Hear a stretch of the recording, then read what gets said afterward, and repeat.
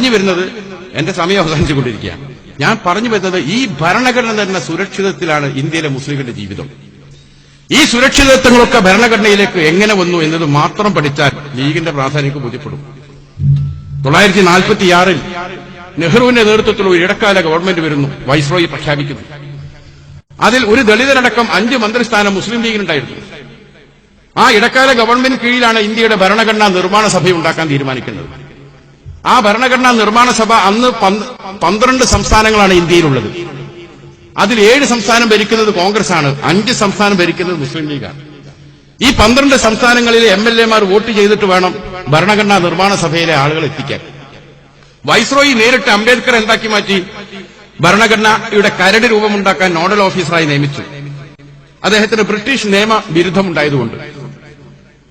അങ്ങനെ 12 സ്റ്റേറ്റിലെയും MLA-മാർ രാജ്യസഭയിലേക്ക് വോട്ട് ചെയ്യുന്നവരെ വോട്ട് ചെയ്ത് ഭരണഘടനാ നിർമ്മാണ സഭയിലേക്ക് തെരഞ്ഞെടുക്കണം, കോൺസ്റ്റിറ്റ്യൂവന്റ് അസംബ്ലി ഓഫ് ഇന്ത്യ. ആ ഭരണഘടനാ നിർമ്മാണ സഭയിലേക്ക് അംബേദ്കർ പോലും മത്സരിച്ചപ്പോൾ അദ്ദേഹത്തെ പരാജയപ്പെടുത്തി. അത്രമാത്രം ഇന്ത്യയിൽ ജാതി വേറെ അത്രയായിരുന്നു. മഹാരാഷ്ട്രയിൽ നിന്ന് മത്സരിച്ച, ബോംബെയിൽ നിന്ന് മത്സരിച്ച അംബേദ്കറെ പരാജയപ്പെടുത്തി. തുടർന്ന് അംബേദ്കറെ സഭയിൽ എത്തിക്കാൻ വേണ്ടി മദ്രാസി അസംബ്ലിയിൽ നിന്ന് 2ാമത് മത്സരിച്ചു നോക്കി, അവിടെയും അദ്ദേഹത്തെ തോൽപ്പിച്ചു. അംബേദ്കറെ സഭയിലെത്തിക്കാൻ കോൺഗ്രസിന് സാധിക്കില്ലെന്ന് മനസ്സിലാക്കിയ മുസ്ലിം ലീഗിന്റെ നേതൃത്വം മഹാനായ ജിന്ന സാഹിബ് അന്നത്തെ ബംഗാളിന്റെ പ്രധാനമന്ത്രിയായ മുസ്ലിം ലീഗുകാരനായ ഡോക്ടർ സുഹർവർദിക്ക് കത്തെഴുതി. അംബേദ്കറെ സഭയിലെത്തിക്കാൻ കോൺഗ്രസിന് കഴിയില്ല, അത്രമാത്രം വലിയ ജാതി പിശാചി ആ പാർട്ടിയെ ബാധിച്ചിരിക്കുന്നു.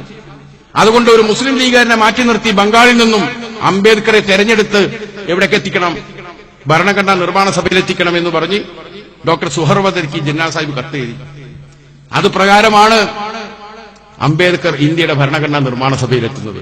ഇപ്പോൾ പോലും സോഷ്യൽ മീഡിയയിൽ അത് ചർച്ച ചെയ്യാൻ മുസ്ലിം ലീഗ് എന്ത് ചെയ്തു എന്ന് ചോദിക്കുന്നവരോട് ഇന്ത്യയുടെ ഭരണഘടനാ ശില്പിയെ ഇന്ത്യയുടെ ഭരണഘടനാ നിർമ്മാണ സഭയിൽ എത്തിച്ച ഒരു പാർട്ടിയുടെ പിൻഗാമികളാണെന്ന് പറയാൻ നമ്മളെ കുട്ടികളെ പ്രാപ്തരാക്കാൻ നമുക്ക് ഇത്തരം സദസ്സുകൾക്ക് കഴിയണം. അത് മാത്രമാണോ? വരാൻ പോകുന്ന ഭരണഘടനയിൽ ഖിയാമത്ത് നാൾ വരെ ജീവിക്കേണ്ട മുസ്ലിം സമുദായത്തിന് എന്തെല്ലാം സുരക്ഷകളും സംരക്ഷണങ്ങളും വേണം എന്നതിനെക്കുറിച്ച് ആലോചിക്കാനും പഠിക്കാനും മുസ്ലിം ലീഗ് വലിയൊരു വിദഗ്ധ സമിതി വെച്ചു. വലിയ വലിയ പ്രൊഫസർമാർ, ചിന്തകന്മാർ, നിയമവിരുദ്ധമുള്ളവർ, ലോകത്തിലെ വ്യത്യസ്ത ന്യൂനപക്ഷങ്ങളിലെ പ്രശ്നങ്ങളൊക്കെ പഠിച്ച വലിയൊരു സമിതി മുസ്ലിം ലീഗിന്റെ നേതൃത്വത്തിന് 1000കണക്കിന് പേജുള്ള മെമ്മോറാണ്ടം സമർപ്പിച്ചു.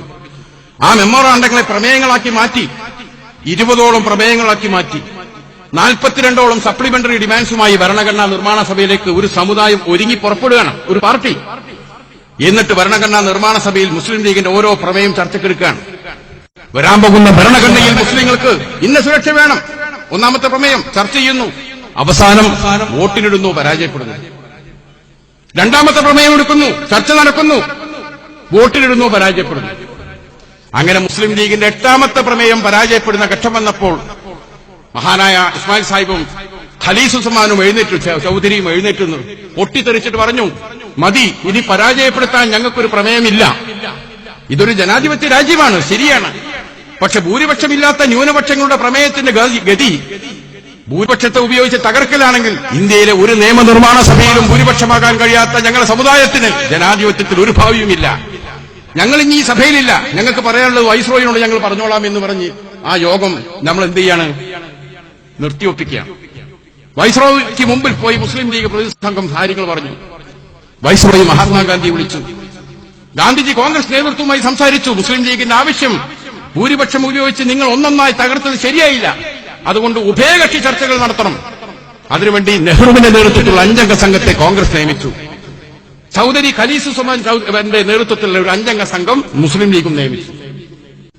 ചർച്ചകളായി, ചർച്ച പൊട്ടിപ്പിരിയും, വീണ്ടും ചർച്ച നടത്തും. നിരന്തരമായ ചർച്ചകൾ ഒടുവിൽ തീരുമാനമായി. ആ തീരുമാനം ഇതാണ്: മുസ്ലിം ലീഗ് അവശേഷി 8 പ്രമേയങ്ങൾ തള്ളിയത് ഇനി തിരിച്ചു കൊണ്ടുവരാൻ കഴിയില്ല. പക്ഷെ അവശേഷിക്കുന്ന 12 പ്രമേയങ്ങളിൽ നിന്ന് ഒന്നുപോലും വിട്ടു ചെയ്യാൻ ഞങ്ങൾ തയ്യാറല്ല എന്ന് മുസ്ലിം ലീഗും പറഞ്ഞു.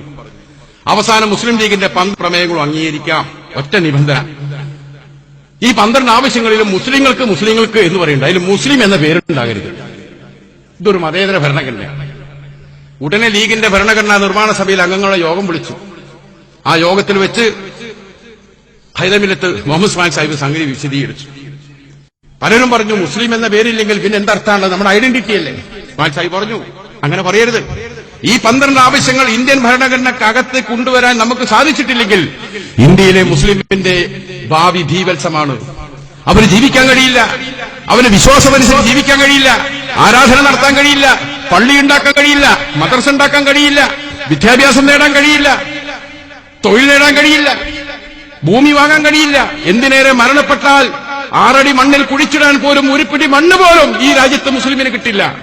അതുകൊണ്ട് എന്ത് വിട്ടുവീഴ്ച ചെയ്തും ഈ 12 ആവശ്യങ്ങളെ ഇന്ത്യൻ ഭരണഘടനയ്ക്കുള്ളിൽ എത്തിക്കണം.